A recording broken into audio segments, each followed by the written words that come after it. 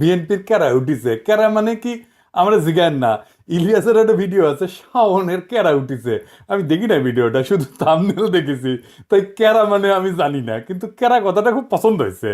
বিএনপির কেরাটা বোঝার জন্য আপনাকে না মেডিকেল সায়েন্স কই, হ্যাঁ। আবার ডরায়েন না, ডরায়েন না, সেটা খুব সহজ জিনিস। হাঙ্কারের শরীরে একটা রোগ প্রতিরোধ করার ক্ষমতা আছে। এটার ইংরেজিত কয় ইমিউনিটি।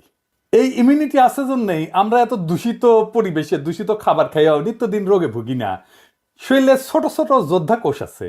শরীরে জীবাণু বা ভাইরাস ঢুকলে তারা জয় বাংলা করে দেয়। শুধু জীবাণু বা ভাইরাস না, আরেকজনের কিডনি, চোখের কর্নিয়া, আরেকজনের কলজিয়া আমার শরীরে যদি ট্রান্সপ্লান্ট করে ঢুকে দেয় না, করে তো তাই না? কিডনি নষ্ট হলে বই লাগে দেয় না আরেকজনের কিডনি, উঙ্কা। তো সেটাও কলে খাইয়া দেয়। ওই যে একজনের কিডনি নষ্ট হলে আরেকজনের কিডনি নিয়ে লেগে দেয় না আরেকজনের শরীরে, এটা কয় ট্রান্সপ্লান্ট আর কি। তো ওই ট্রান্সপ্লান্ট করলে না, ওই যোদ্ধা কোষ খাইয়া দেয় কলে, বুঝছাও? ওই যে যেটা ট্রান্সপ্লান্ট করছে, যেটা ঢুকাইছে, সেই জন্য ট্রান্সপ্লান্ট করার পরে মেলা ওষুধ খেতে হয় ওই যোদ্ধা কোষগুলোকে থেমে রাখার জন্য, চেপে রাখার জন্য। তো ওই যোদ্ধা কোষের কেরা হইলে নিজের শরীরের উপরে নিজেই ঝেপে পড়ে। তার মানে শরীরের এই চামড়া মনে হয় তার নিজের চামড়া না, এটা অন্যের চামড়া। ব্যাস, তাহলে শেষ, শরীরে সোরেসিস হবে। আমি যদি ডাক্তারি বই লিখলামিনি, তাহলে এই রোগ রে লিখলামিনি, নিজের নিজেই মারে। এত খারাপ কথা কেঁকে করে লেখা যায়। তাই কেরা রোগ লিখলামিনি, কেরা ইনকা কেরা হয়েছে বিএনপি। ওই নিজের দলের ইতিহাস, ঐতিহ্য, অবদান, এমনকি জিয়া খালেদার সিলসিলার বিরুদ্ধে দাঁড়াইছে। কেমনে দাঁড়াইছে আসেন দেখি। জিয়াউর রহমান বাংলাদেশের রাজনীতিতে কয়েকটা বেসিক মৌলিক কন্ট্রিবিউশন আছে, অবদান আছে। কি কি?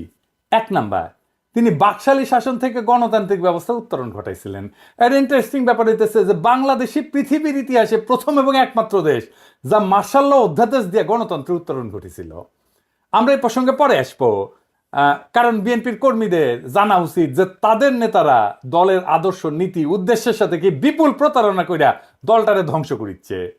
দুই নাম্বার, জিয়াই বাংলাদেশের নাগরিকদের প্রথম পলিটিক্যাল আইডেন্টিটি দিচ্ছেন। পলিটিক্যাল আইডেন্টিটি খুব গুরুত্বপূর্ণ একটা জাতির জন্য, একটা দেশের জন্য, রাজনৈতিক জনগোষ্ঠী হিসেবে গড়ে ওঠার জন্য। আমার জনগণ কোথায় ভারতীয় জনগণের চাইতে আলাদা, আমরা কিভাবে পশ্চিমবঙ্গের বাংলাভাষী বাঙালির চাইতে আলাদা, এইটা ৭২ সংবিধানে ছিল না। এটা জিয়ার খুবই মৌলিক কন্ট্রিবিউশন। ৭২ সংবিধানে আমরা বাঙালি জাতি, বাংলাদেশের সকল নাগরিকের জাতিসত্তা বাঙালি। আমরা কি সবাই বাঙালি? ইন্ডিয়া মুক্তিযুদ্ধের সময় পোস্টার করে দিছিল যে বাংলার হিন্দু, বাংলার বৌদ্ধ, বাংলার খ্রিস্টান, বাংলার মুসলমান, আমরা সবাই বাঙালি না। আমরা সবাই বাঙালি না। বাংলাদেশের স্বীকৃত ৫০টা নৃগোষ্ঠী আছে। চাকমা, মারমা, সাঁওতাল, গারো, ত্রিপুরা, বম, ম্রো, হাজং, খাসিয়া আছে না? আমাদের এই ছোট দেশে ৪৭টা ভাষা আছে, কি বিপুল বৈচিত্র্য আছে। সবাইকে আপনি বাদ দিয়ে দিবেন বাঙালি কয়া?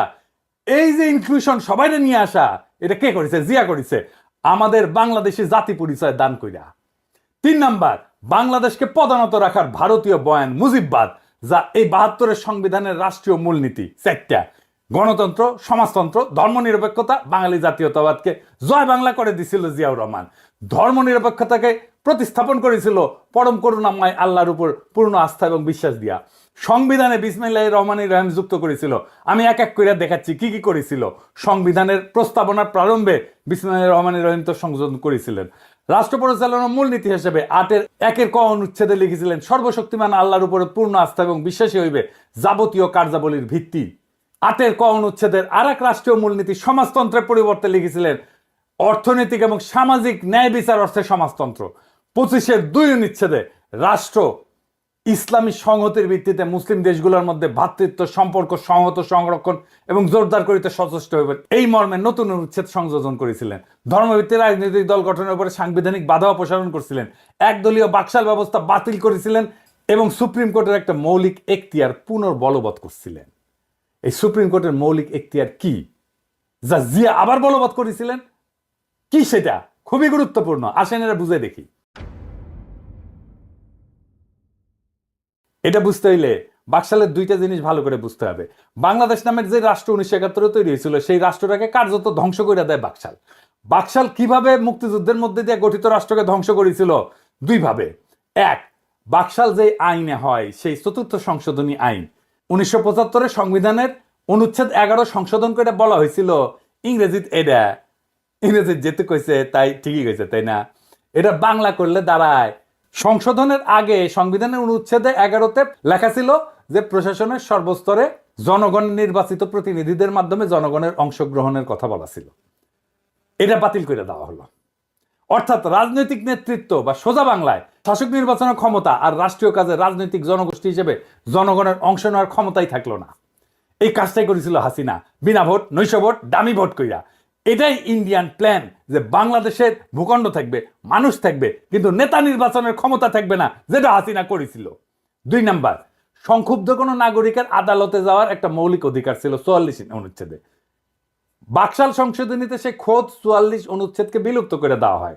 একই সাথে 102 অনুচ্ছেদে সুপ্রিম কোর্টকে দেওয়া অধিকার, অর্থাৎ সংক্ষুব্ধ কোনো নাগরিকের আবেদন শুনতে এবং প্রতিকার দিতে নির্বাহী বিভাগকে আদেশ দেওয়ার আদালতের ক্ষমতাকেও বাতিল করে দেওয়া হয়। মানে রিট আপনি করতেও পারবেন না, আদালত রিট শুনতেও পারবে না।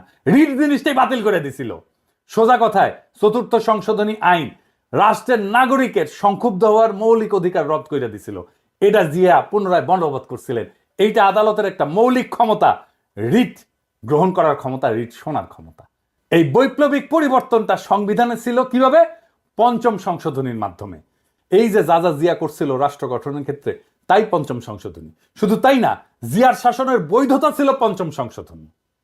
সেই 5ম সংশোধনী ছিল আওয়ামী লীগ সিপিবির গলার কাটা। তাই এটার একটা ব্যবস্থা করেছে কিভাবে? এটা বাদ দিতে পারলেই অবিকৃত বাকশাল ফিরে আসে। এটাই ছিল আওয়ামী লীগ সিপিবির প্রজেক্ট। ইনফ্যাক্ট এটা ইন্ডিয়ান প্রজেক্ট। 5ম সংশোধনী বাদ দিয়া দেয় হাসিনা আদালতের রায়। ওইটা মুন সিনেমা হলের মালিকানার রায়ের মধ্যে সামে 5ম সংশোধনী বাতিল করে দেয় হাসিনা। ফলে জিয়ার শাসন আইনত বাংলাদেশে এখনো অবৈধ। বিএনপি যদি জিয়ার সংবিধান চাইতো মানতাম, ওই জিয়ার সংবিধান থাকলে হাসিনার ফ্যাসিস্ট শাসন চালু করতে পারতো না। জিয়ার সংবিধান হচ্ছে 5ম সংশোধনীর সংবিধান, সেইটা বিএনপি চায় না, চায় 72-এর সংবিধান। নিজের ইতিহাস, নিজের ঐতিহ্যের বিরুদ্ধে দাঁড়াইতেছে বিএনপি। বিএনপির কেরা উঠিছে, তাই নিজে দাঁড়াইতেছে জিয়ার বিরুদ্ধে। এইবার বলেন, এই বিএনপি তৃণমূলের কর্মীরা আপনাদের আবেগের সাথে, জিয়ার রাজনৈতিক উত্তরাধিকারের সাথে আজকের বিএনপি বেইমানি করছে কিনা আপনি বলেন?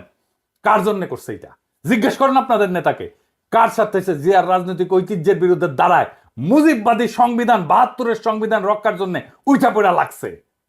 আমারে বলে আমি বিএনপি বিরোধী। হইতেই পারি বিএনপি বিরোধী, কিন্তু বিএনপি তো জিয়া বিরোধী হয়েছে, আমি তো জিয়া বিরোধী না। আসুক বিএনপির নেতারা আমার সাথে বাহাস করতে এই ইস্যুতে, তাদের জবাব দিতে হবে কেন তারা জিয়ার সংবিধানকে ত্যাগ কইরা মুজিববাদী সংবিধান রক্ষায় নামিছে। বিএনপির সাথে আমার শুধু না, আপামর বাংলাদেশের জনগণের বিরোধের জায়গাগুলো শুনে রাখেন, বিএনপি নেতারা শুনে রাখেন, বিএনপি কর্মীরাও শুনে রাখেন। মৌলানা ভাসানী আওয়ামী লীগেরই নেতা ছিল। আওয়ামী লীগ তারা ওন করতে পারে নাই, তাই মৌলানা ভাসানী আওয়ামী বিরোধীদের আদর্শিক নেতা হয়েছে। আপনাদের ভাগ্যেও সেই ঘটনা ঘটতেছে। আপনারাও জিয়ার রাজনীতি ওন করতে পারতেছেন না। আগামীর বাংলাদেশ জিয়ার দেখানো পথে হাঁটবে।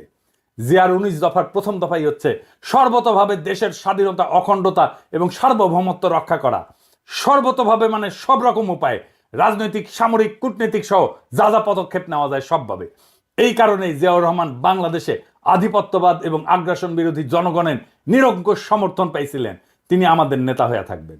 আমরা জিয়াকে রিপোজিশন করব পলিটিক্সে।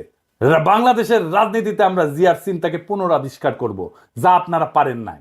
আপনাদের মুজিববাদী সংবিধান প্রেমী আর ভারত প্রেমী রাজনীতির ন্যারেটিভ বয়ান বদলাইতে না চাইলে আসেন খেলবো। বয়ান আর ন্যারেটিভ তৈরির মাঠে খেলা হবে। এই কাজটা আমরা ভালো পারি। আর লাইনে আসলে স্বাগতম।